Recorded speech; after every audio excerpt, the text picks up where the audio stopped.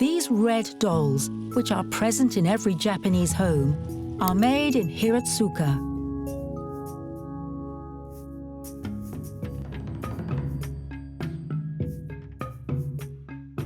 Part fascinating, part scary, Daruma dolls are creatures made from papier-mâché, with no arms or legs. They are commonplace in Japanese homes. Seika Arai is one of their creators. There are over 30 stages involved in creating a Daruma doll. This wooden mold is the important part. I take care of these molds that have been handed down by our ancestors. I have thousands of them. I stick papier-mâché onto the mold. You have to do it several times for it to harden. Then I cut it so I can retrieve the mold. There, like that. You open up the papier-mâché. Next, I add a ground shell mixture, like this. It's a very hard wearing mix. Then I put a piece of clay in the bottom. Daruma dolls are made of paper with clay in the bottom. It's the clay weight which makes them return to an upright position. They roll over, but they always right themselves. Another name for them is self-righting monk. These dolls are designed to right themselves when they fall. They embody the spirit of one of the most popular Japanese proverbs. In Japan, we have this phrase which means 7 times down, 8 times up. It motivates us, even when we're down. Life doesn't always go the way we want it to, but in spite of failure, even if we fall down several times, we always get up again.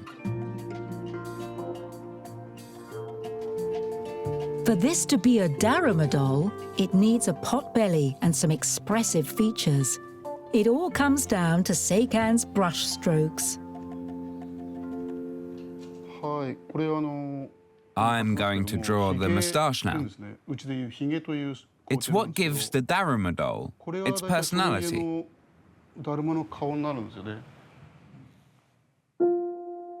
My father taught me how to draw them. It's a privilege reserved for the oldest son.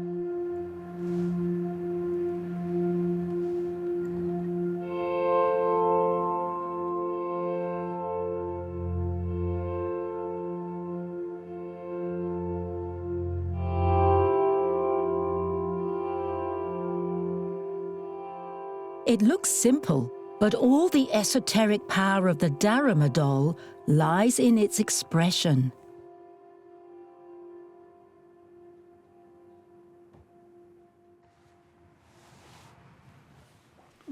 The owner of the Daruma doll must draw an eye and make a wish. Everyone has a different wish, so each eye will be unique. Once the wish has come true, the owner can draw the other eye. And it's their red color, which gives these papier-mâché dolls their inner glow. I can feel the energy radiated by the red color. I like this shade of red. It's a very vivid red. It makes me feel connected to the deities, to the energy of the great beyond. It's not something you can see, but I can feel it.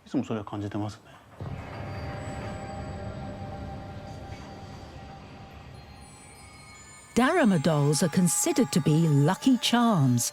For any important stage in your life, you buy yourself a Daruma doll. Daruma dolls are sold at the end of the year for the new year. The Japanese buy them in the hope of having a better year.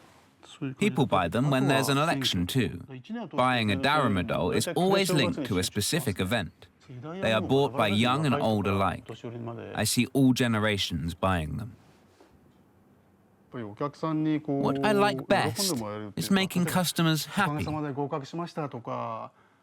Thanks to you, I passed my exam, or the birth went well. Getting direct feedback motivates me. It makes me happy.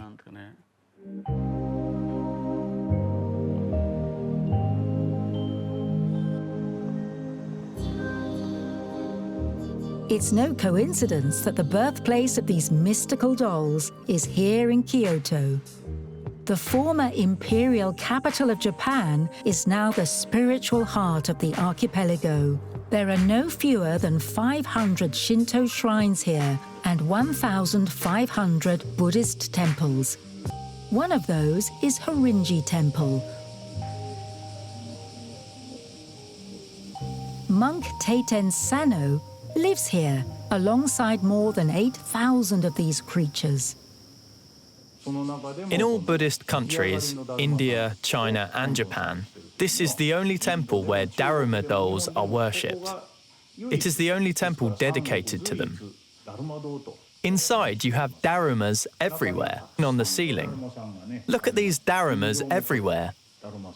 Even the tiles warding off evil spirits on the roof are in the form of Darumas. Everything here is in the form of a Daruma.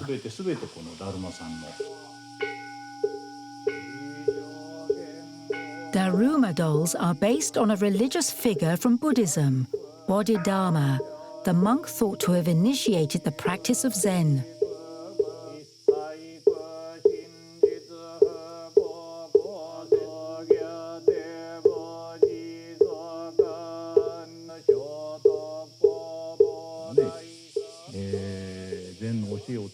Passing on the principles of Zen is not easy.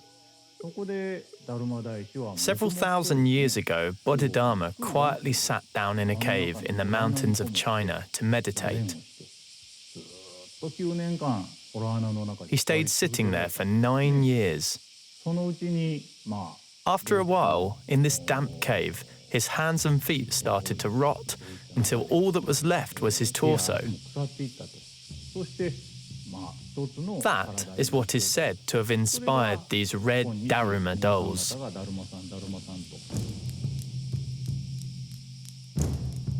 That form of self-denial and sacrifice inspired a movement of philosophy that is embodied in these Daruma dolls. The lesson to take from it is that, in the face of great hardship, if you make a real effort and show strength and endurance, fate will smile on you. Darumas are said to be good omens or lucky charms, but for your wish to come true, you have to make an effort, work hard, and improve yourself. Those are the principles that these dolls spread.